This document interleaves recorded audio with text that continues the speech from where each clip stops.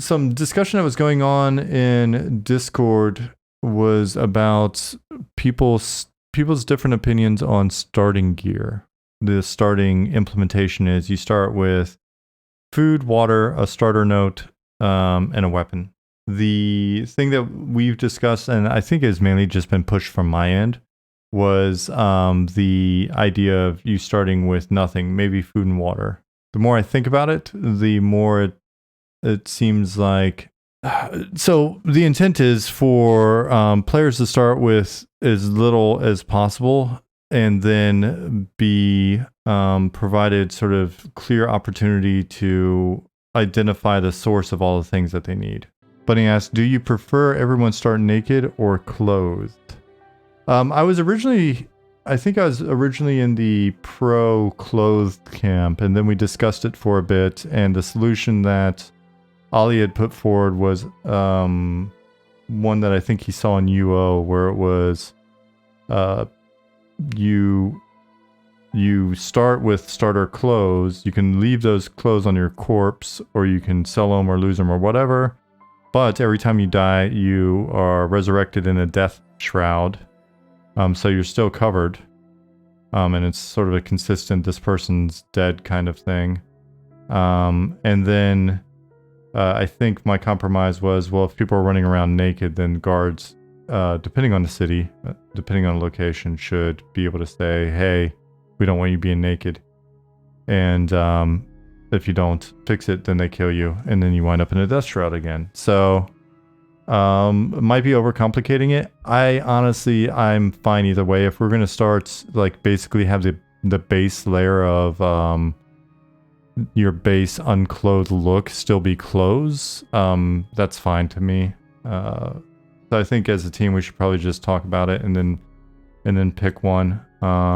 Because with the style that we're going for, it doesn't matter if everybody's kind of got the same, depending on race or whatever, same clothes when they're naked, in air quotes. And if we want people to have the option to, like, wear something skimpy in their own time, in their own housing or brothel or bathhouse or whatever it is that they want to do, then we can just sell them they can acquire clothing that basically, that's the aesthetic, right? Like the stuff that we're in when we're naked right now could easily be something that if you want to buy underwear and wear underwear, then you can buy it.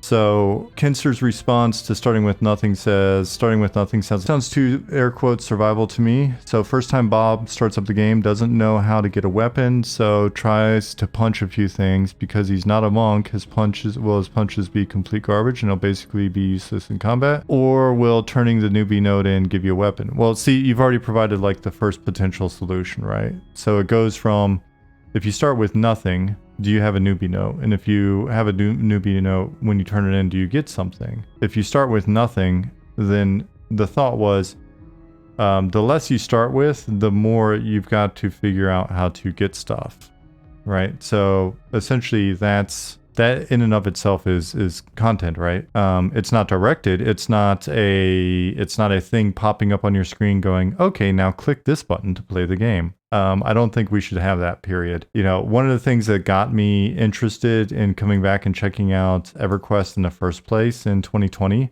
was playing Escape from Tarkov. And to me, I really, really, for whatever reason, the fact that like I'd heard how hard Tarkov was and like unforgiving and not newbie friendly, and just straight up get into the game and start to get good. And if you're not good, then shrug, right? Like everything I'd heard about it made me interested in the game.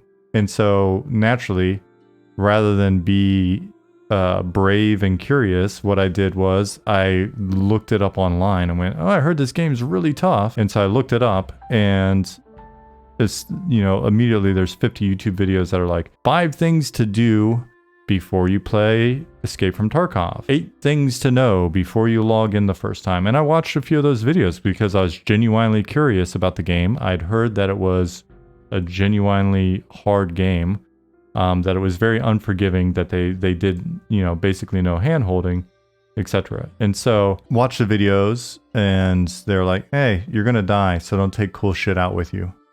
Here's how loadouts work, blah, blah, blah, right? And so And the thing was, the bulk of what they show is stuff that if you've played any of these other games before, you know it. But the sort of the base logic of what to sort of run out with and how, you know, like whether or not to do scav runs before you get too invested in a character and all this other stuff was helpful. And so sort of bringing that back, it's all right. So if we provide direction to the player from the onset, what feel are we looking to establish? Like, what is the purpose of that direction, and how does that feel sort of carry out? At what point does that feel drop off, right? Like if we're doing some hand holding, where do we let go of the hand, right? So that's something that's been on my mind since the beginning of this. But again, the idea of making something that was like, the idea of coming back and looking at EverQuest from Tarkov was just because I was like, man, I remember EverQuest being, you know, a more difficult game relative to a lot of the stuff that I played since then. And that sort of led all the way down the path to where we are today. Personally, Dargath said, personally, I want to play a fantasy adventure game. Punching snakes while naked doesn't sound like that kind of experience. Well, but where does your fantasy begin? We had these same discussions on DC Universe where it was like, all right, but you want to be a superhero, but no one wants to start as like a lame superhero. So where do you start?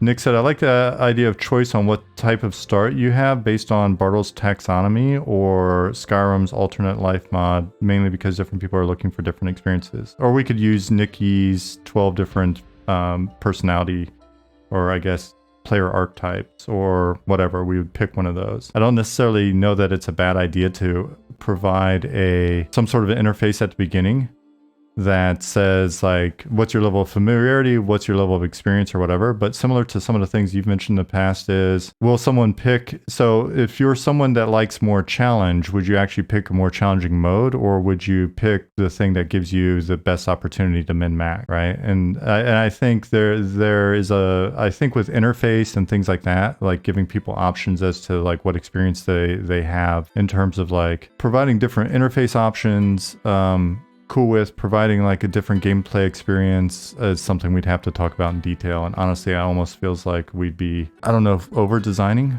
So you can pick, like, basically you pick from various options, which then set up the base experience.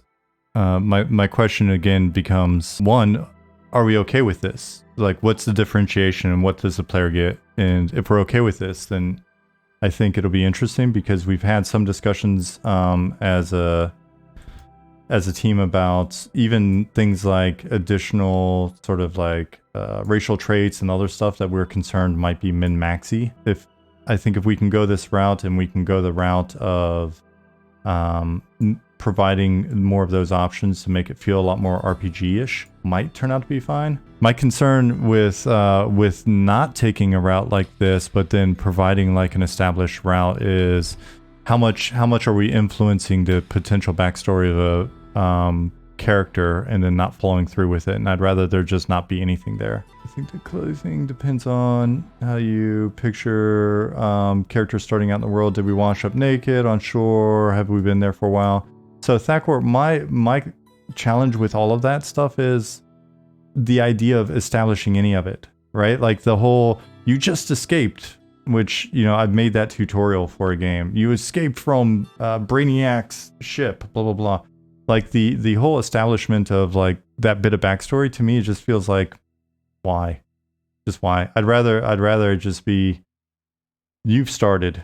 Let you figure out your backstory. Seek and Destroy says, I prefer slow itemization, so getting to mid-levels with mostly statless armor is ideal in my fantasy game. I think you'll be happy then. Again, the goal is to have itemization and power progression be relatively slow. I think it depends on how the tutorial works. Don't give items until they're introduced. And again, I don't like the idea of tutorials at all for an MMO. Like Ultimate Online Second Age, sure, go carry a nice gear and get gold adventure dice PK. Yeah. Hand-holding isn't inherently bad. If you just tell a player what to do, that's pretty bad. If you design things in a way that players are encouraged and likely to learn what they need, that's good. If you put a player in a pit and they need to jump out of it, then they're learning to jump. Yeah, so essentially that's the way we discussed we discussed things a little bit when I was talking to Ollie, I think primarily, but it was in Slack. You know, I understand like the vibe of starting out with nothing feels survivally, but also maybe that's because there's just been so many survival games recently. I think the idea is if we make it so that the game will do as much as reasonable to ensure that you can solve your problems, but then hand you a list of problems, right? Like, I'm hungry and I'm thirsty. Well, then I should probably find food and drink. I don't have any gear. Then I should probably figure out where I'm going to earn gear. And there's a certain amount of that, like, if I walk up to a guard and ask them, where can I find food or drink? Then it should be something where by interacting with the NPCs, in the world, I should easily be able to determine where that is. If I talk to a merchant that is selling swords and I ask him where to buy food, that merchant should tell me that there's a food merchant. Like, we've already got this system in. The merchant can say that there's a food merchant named such and such just to the north of here, right? So that type of stuff. Kinster said, I guess I'm thinking about this new player that my dad and I stumbled across in EQ back in 2000. This guy was brand new and attempted talking to the guards, and they were like they were players and would provide them information. When he said, when I say first time Bob, I'm thinking of those kinds of players. I don't think giving them a weapon to wield as they set out in the world is a terrible thing, whereas players that are more familiar with MMOs might be like, you know, here I go killing again and start the adventure. My hope is that when first time Bob comes into the world, like I just said, and they speak to a guard, it actually is a little bit more useful than what would happen in EverQuest. The other thing too is I'm hoping that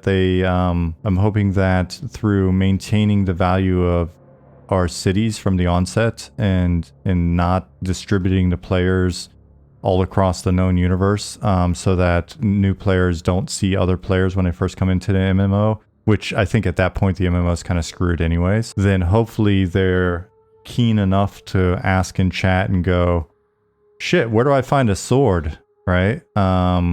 You know, if they don't ask a NPC, if they basically don't get the hints that we put in there without there just being a tooltip or a pop-up that says, your first quest is to go find a sword or go turn in your newbie note, right? Like whatever it is. Then again, at this point, if someone comes in and they just can't figure out how to chat with other players in MMO, they don't, it's like, what is this chat box? I don't know how to ask questions. They can't figure out how to talk to NPCs. They can't figure out, right? Like, all right, well then maybe it's not the game for them, right? And I don't mean to sound harsh, but I do think that yeah, at this point it's kind of like, because what happens is you start to go down that path of like, well, we should put a quest in front of, we should give them a quest. First of all, our game doesn't work that way. You don't have a quest journal. There's no quest for you. There's no thing that pops up and says, go here, do this, right? That's kind of the antithesis of what we're shooting for. When we say that this might not be the game for all people, it's, you know, going back to the ETF example, or sorry, EFT example, it's like, oh man, well, I don't think it's fair that we're not, you know, like skill bracketed and I go in here and I just keep getting headshot and it's just no fun. You guys should make this game more fun for everybody. No, you really shouldn't. I think sometimes you shouldn't. Now, some flavor stuff like the thing Nick just posted, if we can figure out a way to actually have that work with our various factions, and like he mentioned, the fact that you can start as a traveler, which we're trying to be a bit more deep with a lot more variance and things like religion.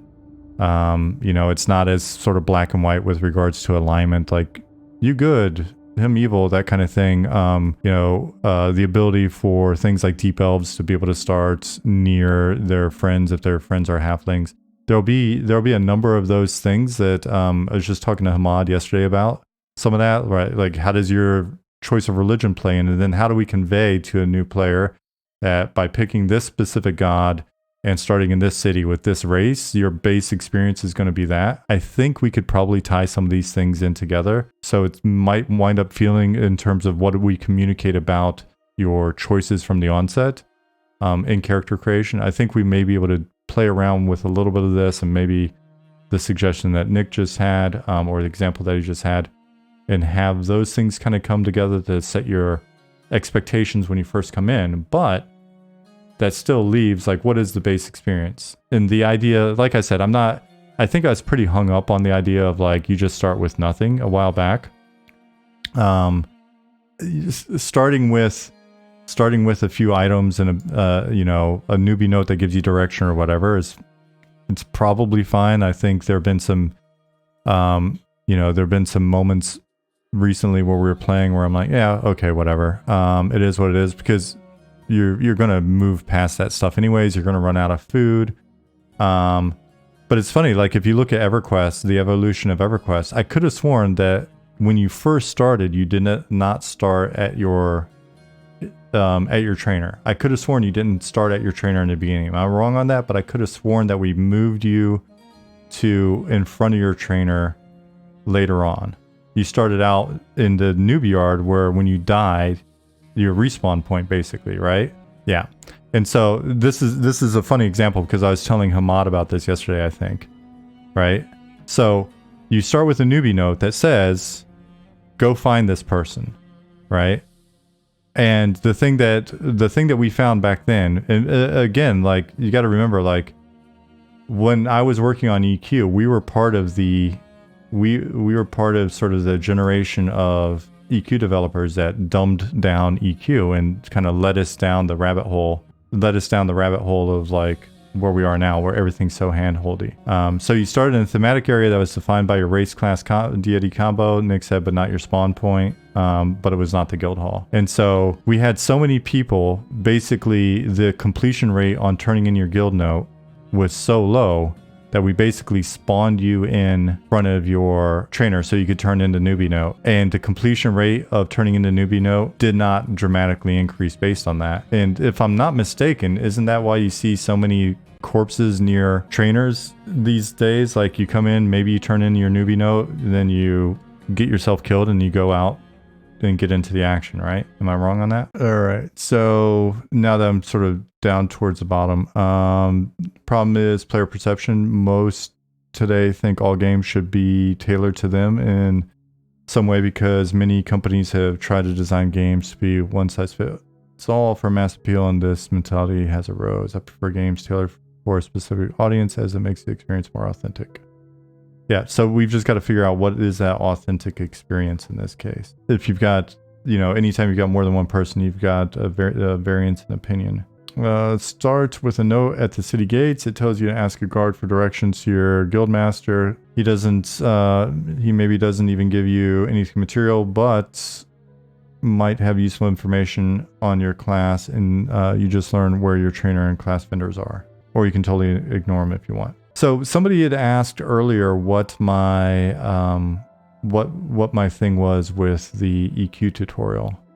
It felt very much like a tutorial, right? It was just extremely directed, and it's one of those experiences where I didn't feel like I had much agency. I felt like I just needed to follow these steps that were given, and I think, I could have just skipped the tutorial. In doing it, as soon as I get in it, it just felt very like, look left, look right. Here's how WASD works, and then do this, and then there's like, it's scripted, and it's very like quest after quest after quest, and it's very on rails, and given the limitations of, I think, the tools and the engine and stuff, it's just, like I said, guys, the Dcuo tutorial, I think they've redone it since then, but I did the one for launch, and I redid it a few times, and it was just like, it's the usual stuff. Like, here's how, I think, I don't remember how much we had like pop on the screen to tell you to push what buttons. We probably did, if I had to guess. And then we give you little challenges like, how do you get up this wall and through this hole, right? It's like, oh, I super speed up, or I can fly, or whatever. And you can't get past that area until you do want to, use one of your movement abilities. I don't know what it's been about thinking about this process that makes me, and I'm not speaking for the team, I'm just speaking personally, makes me want to have it be as just, here, you're in the world, go, as possible. Could have been cool if it was more freeform, like it plops you in a dungeon, there you go, no hand holding, no pop-up messages guiding you on anything. Yeah, but then that's similar to popping you in a newbie yard as well, right? Like I agree with that approach. It's just, but it's the same thing. It's just in a different location. Start in Night Harbor City Jail. Time to break out. Breaking out of jails. At this point, I wonder how many games have had breaking out of jail tutorials. And I'm not bashing them. Like I said, I've literally made that for an MMO. You broke out of Brainiac's ship at the beginning of Dcuo, right? And it was like we were joking about it because we were like, what are the 5 different tutorials, themes that we could have had, like, and you just kind of like bite your lip and go, all right, fuck it, it's gonna be a breaking out of jail tutorial. So we've talked about what quests might be available for different characters starting in different areas. Like if you're a halfling starting in the troll area, would you be at a camp or something of that nature? That's just stuff that like Ham and I have kicked around with regards to how do we do travelers. But again, the degree to which we make it guided is D Loves Pudding says, I like games where sure there might be a starter quest, but you can disregard it and you can do your own thing and it doesn't matter. Not like you missed anything. I mean, I like the idea of there being a jail that you can break into. I like the idea of there being sewers that you could go find and explore. You could go out to the newbie yard. You could go to an inn and find out that they've got a beetle infestation down in their grain cellar. You can go out to the harbor area and find out that some people want the wharf rats sort of clubbed because they're, going into the warehouses, right? But basically it's on you.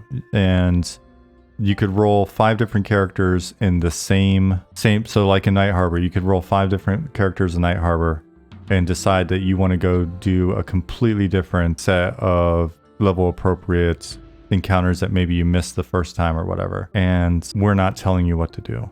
Now, when you realize I made a wizard, I wonder where wizards go, because you made a wizard and you've probably played an MMO before. I don't know that we've had anybody in our chat or Discord or whatever that has not played an MMO. Hell, most people have played like EQ. We're talking about this theoretical player that doesn't know these things, right? Like I don't, is there anybody in here that this is applicable to? Does anybody in here, when you log in for the first time, whether you have items or not, are you going to be confused as to like the existence of items or the possibility that there may be NPCs you could interact with to get items? What I'm actually hoping for, and again, I might be the only one on this, but this is something that I don't think has been a secret, is I want a game that just feels, for people like pretty much all of you, feels like you come in and you're immediately, you're not worried about being told what to do. You already know it, but what you're thinking about is like,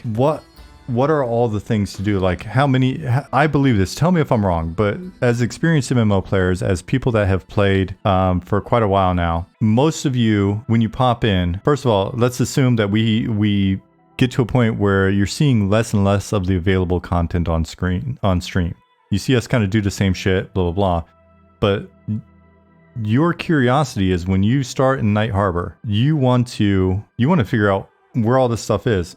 Not only do you want to figure out where the giant snake fang is or what it is, or the crack staff, what is our crack staff, what potential lobby quests are out there, what weird item quests are out there, what like sort of broke ass feeling like, wow, this feels way more powerful than it should feel or should be stuff is out there. What quest has nobody discovered yet? Like what NPCs have nobody discovered yet? Like a big part of our promise is this idea of, depending on what day of the week it is and what moon cycle is going on and, who you've talked to before, this NPC may or may not be there and may or may not provide this new quest or opportunity or whatever to you, right? It's this idea of there being a lot of mystery, a lot of new shit to find, a lot of like forging of the optimal path that the first people in the world will have to do. And then, the rest of the folks will be reading the wiki and going, oh shit, okay, actually, this is probably the best item out here, and we could go either to the Western Newbie Yard and get this, or we could go to Northern Newbie Yard to like get that. What is a chat box? How do I ask questions? How do I Google to see where the wiki is for this shit? Or like, I have a class. Maybe there's a trainer somewhere around here. Right? Like, I just think that if we're making the assumption that people can't figure out these things that I've just mentioned, like if we're making the assumption that the bulk of our player base that's going to pay $15 an hour can't do this shit, like, we're in a weird state. Like, we're in a weird place. Because again, I just asked in chat, how many of you would not know to do that? Everybody's talking about a theoretical other player. Talk about yourselves.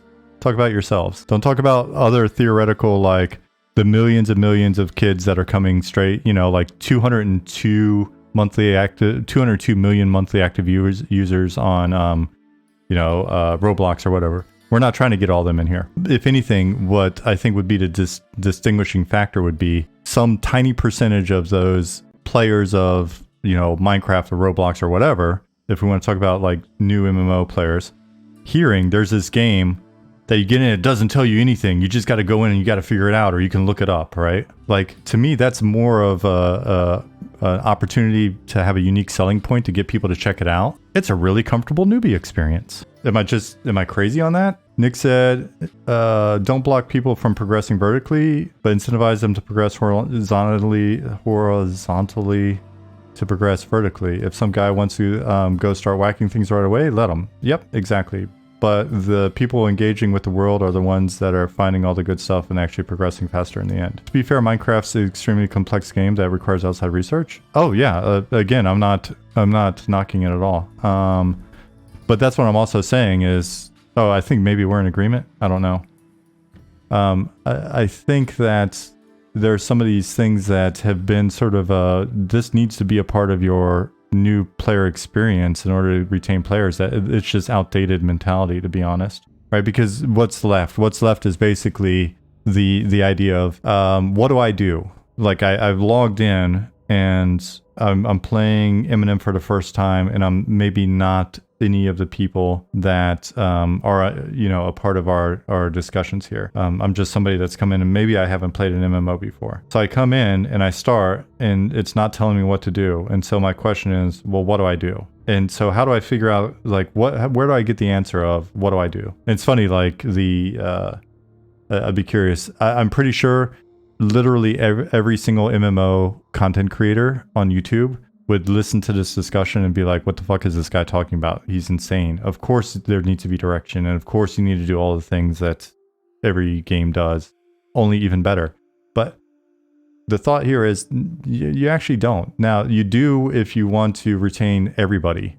But we've said quite clearly that's not the target here. For me, I like to be in an environment where there's a ton of promise of interesting things to discover. I don't need the game to tell me to start clicking on buttons and to start looking around and basically figuring out the base mechanics or whatever. And actually, while we're on this topic, there is an interesting sort of reversal of what I've been saying, that I've got anecdotal evidence from DC Universe. So when we were working on DC Universe, we were at Comic-Con. And what I noticed was we didn't have a tutorial set up for the gameplay demo. Like, we had booths, machines set up at Comic-Con that had a controller and stuff. And we saw this in our focus testing as well, because we had like one of those police and interrogation rooms where you could look through the mirror, but they couldn't see through.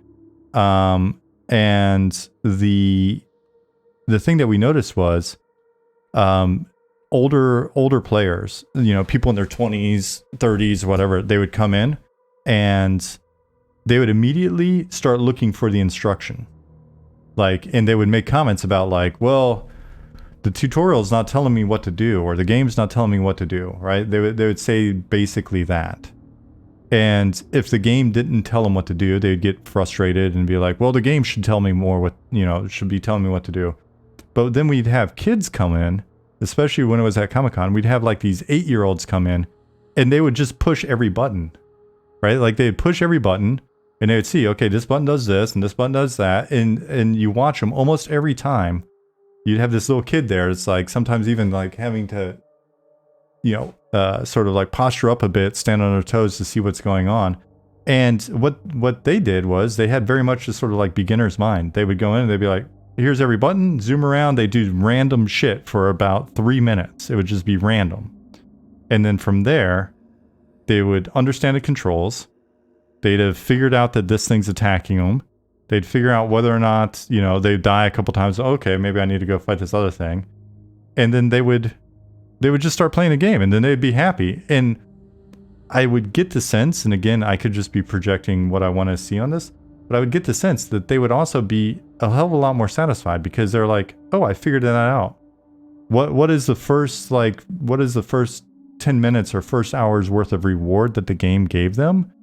It was the sense that they figured some shit out, right? Instead of, okay, ooh, exclamation mark, and it's right in front of me, so I should go on that. And a thing popped up that said, right click on the guy with the exclamation mark or whatever, and then blah, blah, blah, and then click this. Okay, now click this button. Okay.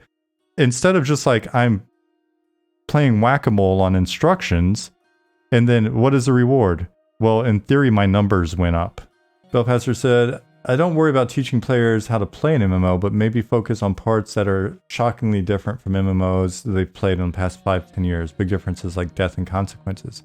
But for them to find our MMO, right? For them to find M&M in the first place, it's very likely that whatever led them to M&M with the essentially a tagline of monsters and memories. You'll like it because there's death and consequences. Maybe have a town blow a horn or something like they do with sharks on the beach. Here's your warning. Get the fuck out, or the creepy silent hill, or creepy siren in Silent Hill. Then all it takes is one person getting their back blown out by a giant to teach that lesson to everyone that's watching. They didn't all have to die to learn it and become frustrated, but they learn to avoid bad things, death, just by watching someone else get smashed. I think the desire for us to have players avoid frustration is well intended and has been pretty detrimental to a lot of the games over the years. Again, back to the Tarkov example. It's extremely frustrating to go in and get killed. That's why it's so satisfying to go in and actually not get killed.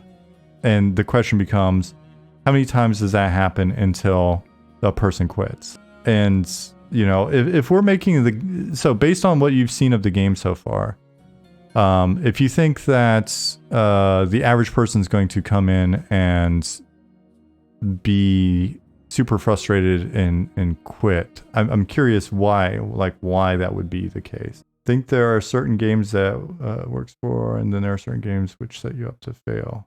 So what were you referencing, Nick?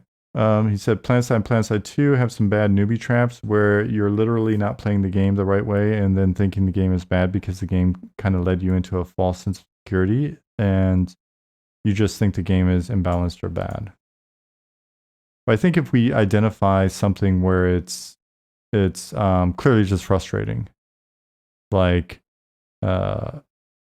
everything just one-shots you in newbie art, then it shouldn't be hard for us to discuss that and address it. But what would be an example that's more applicable to what we're doing? Because I would also say the first time I go into a dungeon, I've been working hard for, you know, all day, and I've gotten my gear and I'm excited and I've heard about this dungeon. I walk into a dungeon, I get hit by a train and I die instantly, and then I quit. Oh man, we should get rid of trains. I wanted to see how far I could swim underwater, and no one told me to keep an eye on that breath meter. And then I die and my corpse is underwater. I can't recover it now. I quit. So I'm trying to think of like, so Zagio said, detect a player dying a lot in a short time and pop some advice, maybe with the NPC giving advice related to the player class or something like that. So in PlanetSide, you start with a suppressor and standard armor, and it's just no good against any other player. It's similar to the non-monk hand-to-hand situation Kinster mentioned. If we start players without weapons and armor, and we provided no enemies that would actually be balanced against the fact that we're starting all players without weapons and armor, then I could definitely see that example holding true. But if we intentionally start players without weapons and armor, then we should probably make sure that there's content available for players without weapons and armor so that they can complete the content and then buy weapons and armor. Now, on the flip side, if we start players with weapons and armor, then we still need to provide NPCs that are balanced for the weapons and armor that we provide the players with at the beginning, and we still need to give them goals, which are to get things that are better than that. So we've literally just moved the, you know what I mean? Like, and it's the same thing with, you give the player a newbie note, or you give the player a newbie note and you put them sorry, let me go back. You give the player a newbie note and you start them in the newbie yard. Or you can give them a newbie note and you can start them in front of their trainer that they have to hand a newbie note into. When you hand in the newbie note, the trainer can either tell you explicitly where to go next. Please go to here. And in our game, it's not going to be marked on a map or whatever, right? So then they still have to go out in the world. They still have to find that. They still have to figure out, like, where the fuck is here? Like, where is that, right? So they're going to have to think at some point, where do we engage the thinking? And I think the challenge that's happened is we've tried to mitigate the lack of thinking so much because we do want to keep as many customers as possible and we want to have all the customers. We're like, all right, so yeah, like you just said, there's a glowy trail because an arrow is not enough or a dot on a map's not enough. There's a glowy trail that takes you straight to the thing. So then you just follow your trail. You're looking at the trail. You're not seeing the walls. You didn't see the cool spider webs that Harrison put up. You didn't see any of the textures. You just saw this yellow trail, and then you go there and ta-da, here's a bunch of beetles that you can then attack. Well, how many do I need to attack? I don't remember because, you know, it's not intuitive. I didn't get a thing that says fill this bag full of beetle parts or whatever. Well, it says it in the journal, but what if I don't want to open the journal? Okay, so we should have it up there and we should splash it on the screen. You killed a beetle and it's ticking on the thing, right? And then it's like, oh, cool. So, but at the end of the day, what winds up happening is it reduces the entire experience to basically, you know, me following a GPS around, because even for all the shit talking I'm doing here, if you put a glowy trail in front of me, I'm just going to stare at the trail and I'm going to go there and I'm going to click the thing. And if you ask me 2 days later what I did, what my experience was, I don't know. I followed the instructions of exclamation mark. I don't remember their name. Then I followed trail and I killed mobile object to, you know, get quest item to increase my experience point pool. And I'm not saying I read every bit of quest text, but I mean, I do realize, like, oh, like to me, it's enjoyable to go, oh shit, like, I wonder what the optimal gear is for this character I just rolled. All right, so let me, I don't know. I mean, hell, even I would rather somebody get on, you know, like the wiki. That's why I reference P99 wiki so much all the time. It's like, I'd rather someone sit there and get on the wiki and, you know, look up and make like a plan for themselves, like, or have it up on a second monitor. You know, everybody's like, you shouldn't need to have something up on a second monitor to play the game, but also don't expect your players to be social because they're going to have something up on a second monitor that allows them to communicate. Well, which one is it? Pick one. Pick a lane, right? Like, either MMOs can't be social anymore because everybody has shit up on, you know, outside of the game that they use, or everything needs to be told to me in game because I wouldn't dare tab out and look at something on a second monitor. It's just and so, you know, the goal isn't to like kick people in the balls just to kick them in the balls, right? Like the goal is to create an experience where you have the potential to get kicked in the balls, because you know what? That makes you feel a lot better when you get to kick the person in the balls first, or you get to like, you finally overcome getting your ass kicked repeatedly, and it's like, nice, right? Like that's what I like camping. You know, when I was sitting on Aerodune, you know, like waiting for Gynox to pop, like I sat there all week, you know, and when he finally popped and I didn't get my kill stolen, my hands were shaking. I was like, holy shit, he's there. And that's such a great experience. It was the same thing when Nick and I were camping J-Boots, and the first pair got ganked by a Necro, like instantly. And I was just like, J-Boot. You know, it's like, Cyclops. And then boom, it's gone. I was like, oh shit, you know, and it's frustrating. I was mad at that necromancer. I was like, you son of a bitch. And then, like, crazy enough, another Cyclops pops like 3 minutes later, and we nail it and get him, and my hands are shaking, and that's so satisfying. Harrison said, overcoming frustrations is part of the fun, and that has been designed out of a lot of games. Yes.